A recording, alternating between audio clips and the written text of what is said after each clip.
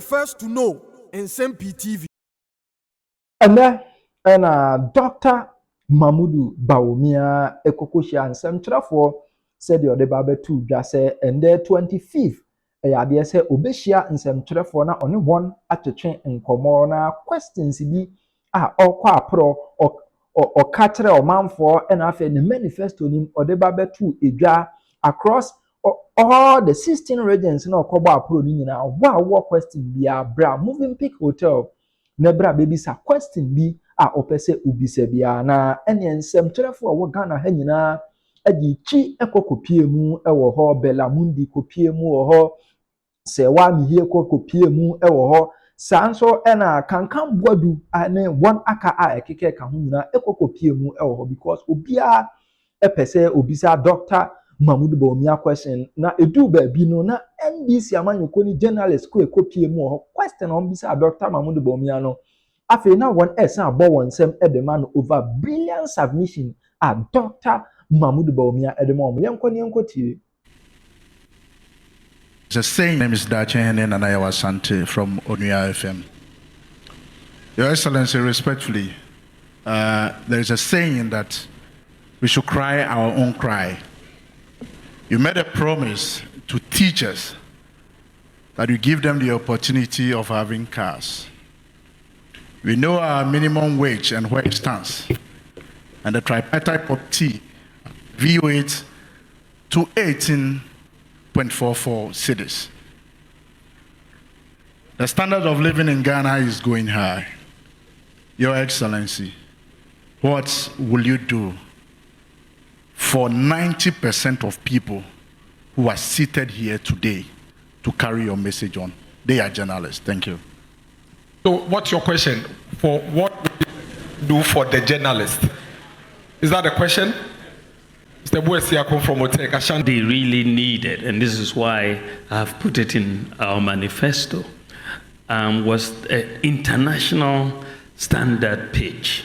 You know, that the pitches that we have are difficult to play on, and we needed international standard pitches. So, in fact, in the manifesto, we need to do it. And I believe that we need professional management in terms of the maintenance of these pitches. And we need to train people and also bring in the people with the knowledge. And so we are going to do that because we just build the pitches and there is very little maintenance of the pitches and the management of the pitches. So I think this is going to be one of the things that we are going to do. The building of the 5 other stadia, as I said, you know, we've made that commitment actually as far back as 2019. That with all these new regions that are coming on board, we will have to build stadia for them to encourage sports. And I believe that we've done quite a few already in terms of the multi-purpose sports stadia. We are doing 10. We've completed 6. 4 are almost done. And we are going to do another 5. So, I mean, the record is there that we've done 10. I think that we can do another 5 without much of a problem. Then the question came on the flat rate and whether second-hand clothing and spare parts will be paying the same rate. No, I think that the categories will be different. And with the flat rate, what we want to do is to bring a lot more predictability in import duty payment. At the moment, there isn't predictability, and there's a lot of discretion that seems to come in from time to time. And so what we are saying is that we're going to bring in a flat rate in cities. So if you are bringing in spare parts, and there's a 40-foot container of spare parts, you will know exactly what the duty is for the spare parts, say 20,000 cedis or 15,000 cedis or 30,000 cedis. It's a flat rate. So when the 40-foot container arrives of the spare parts, then you know you'll pay 40,000. If you are bringing in second-hand clothing, and that is attracting 20,000 cedis duty, you will know beforehand that it will come. It's not that it will arrive and then the price will change because they will say the exchange rate has changed, so you pay more. But it will be a flat rate. So there's not going to be any confusion. Chicken will attract a different rate from, spare parts will attract a different rate from rice, will attract a different rate from second-hand clothing. But you will know beforehand, before the goods before you import the goods, they will all be published. And so that we get away from, these under-invoicing and misclassification issues. These are really hampering revenue collection. Many importers invest time in misclassifying. They'll bring in chicken and they'll say it is fish or something. But the misclassification and so on, we will have to deal with that. Then the issue about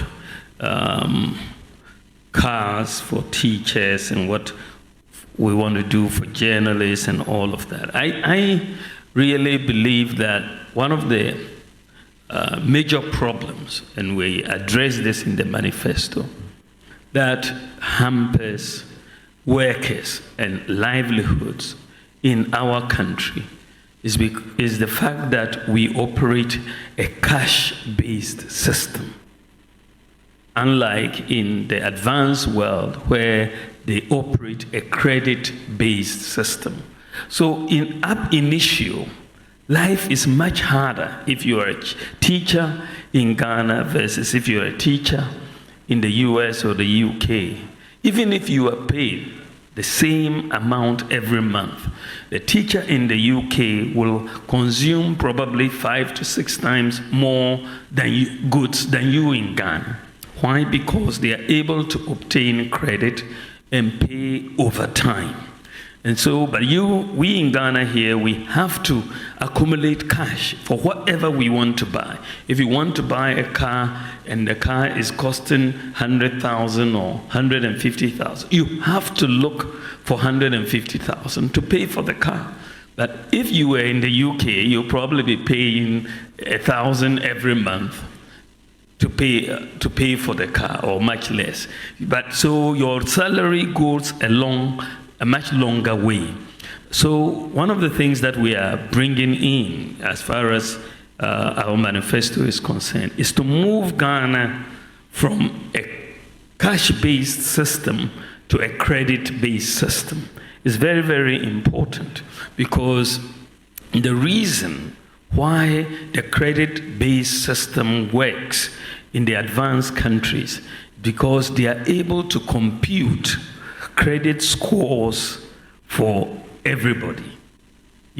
Credit scoring is key to a credit-based system, because it then assesses the risk of any borrower in terms of borrowing, money for a fridge or a car or a TV or whatever. So the credit scoring becomes very key. 14 years ago, I wrote a book on monetary policy and financial sector reform in Africa. This was in 2010. And in this book, I was making the case for why Ghana and Africa generally, we needed to move towards the credit-based systems. And the reason why is to really bring down the stress on living in our system. The reason why they are able to do what the credit system in the advanced countries is because the databases exist for the computation of the credit scores. So what you need, a unique identity, that exists. Address, it exists. Financial inclusion, a bank account where it exists. So when we came into office, I was very clear in my mind where we wanted Ghana to go.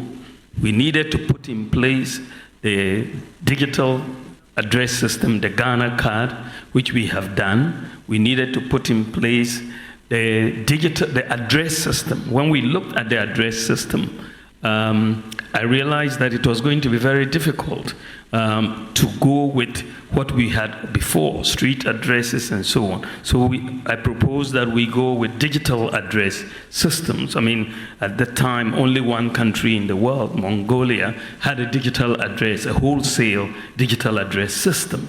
Only one country in the world. But I said, look, Ghana should move in that direction because we can leverage on GPS technology and have a digital address system. Now, we have been able to get a digital address system, and we are the second country in the whole world to have a wholesale digital address system. Every part of Ghana, we can have a digital address. Now, then the third leg of this to allow us to get to credit scoring was to make sure most Ghanaians would have a bank account so that your financial transactions can be scored and monitored and so on. But when we came in, I realized that, of course, very small percentage of people had bank accounts, but a lot of people had mobile money accounts, and so I made the point that the key to get everybody financially included was to have that interoperability between the mobile money account and the bank account. And so we were able to do this mobile money interoperability. And so today, Ghana now has all the elements. All the elements are now in place for Ghana to move to a credit-based system. All the elements are now in place. And so we expect credit score. In fact, interestingly, when I made the point that individual credit scoring doesn't yet exist in Ghana, people were actually arguing, saying that wasn't true, but that is absolutely true. So we are going to begin, proper wholesale individual credit scoring, which would then provide us a basis so that, people can buy their cars. And someone was talking about the local producers and all of that. Once they know that we can offer this to teachers and they can pay overtime, or to journalists and they can pay overtime, and they don't have to bring all the cash at once, then life will be much more bearable to all of us. So my expectation is that the credit scoring system, things are moving much faster than I expected. It's in our manifesto, we're moving to it, but I think that it's likely to begin where we are now. I expect to launch it reasonably soon because of where we are now. We've got everything in place but that will fundamentally change everything for Ghana. Currently in sub-Saharan Africa, it's only one country that has a credit scoring system and a credit base. That is South Africa. Ghana will be, before the end of this year, the second country in sub-Saharan Africa with a credit-based system. But it will bring down the pressure on all of our workers once you enter into that. Then there was a question that went on the lack of timelines for the manifesto in terms of promises and so on. I think that when you are going for an election, you are going for an election for a 4-year term initially, isn't it? Yeah, so your promises have to be in line with that term of office, right? That this is what I want you to elect me to do these things, right? But I think that we have a pretty good record in terms of honoring our promises. We've done some work to look at our 2016 manifesto, what proportion of those promises we've honored, and it has been 83% of the 2016 manifesto has been honored, 83%. And then when you look at the 2020 manifesto, 2020, even in the midst of all these crises, we are fulfilling, or we've fulfilled 80% of our 2020 manifesto. My opponent in his 2012 manifesto, when he became president, he only fulfilled 28%, we've done the numbers, 28% of his 2012 manifesto, 280 promises. He didn't fulfill 203 of the 280 promises. He only fulfilled 28% of his promises. So I think that we have a better record as far as fulfilling promises. And when I put something down, I usually have a good idea how I'm going to get it done. And so that is I think, something that we are going to look at. I think that the issue has come about suffering. And I remember very well, my statements. Teachers are suffering, and doctors are suffering, and journalists are suffering, and everybody is suffering. In 2016, which was the case actually. Manifesto. Otherwise, if I do everything now, if I could, what would I do when I come into office? I mean, how can you do everything now? Even President Mahama, former president, who was president, I'm only vice president, but he was president. Why didn't he do everything then?